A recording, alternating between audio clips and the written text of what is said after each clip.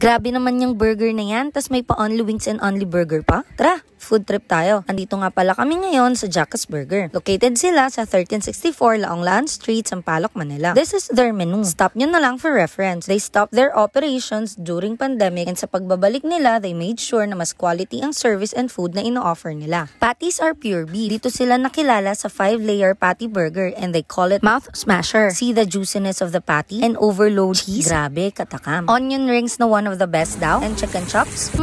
They also offer pastas here. So ang itatry ko later ay ang tuna pasta nila and the lige pasta. Look at what we ordered. Ang dami, diba? Mukbang series burger edition lang ang peg. Tara, let's eat. Mouth smasher as expected, masarap and super flavorful. Chicken chops na mas malaki pa sa face ko. Nako, super panalo to. Overload fries, masarap din. Onion rings, ay die. Must try to pag kumain kayo dito. Aligi pasta, nagustuhan ko to talaga kasi super hilig ko sa crab paste. And tuna pasta is also good. Medyo spicy ang cope sa panlasa ko. By the way, mabait and accommodating ang owner and staffs nila dito. Overall, na-enjoy ko ang food trip ko dito. Sa next punta ko, I'll try their unlit chicken wings naman. At may takeout pa nga. Ayun lang, bye-bye!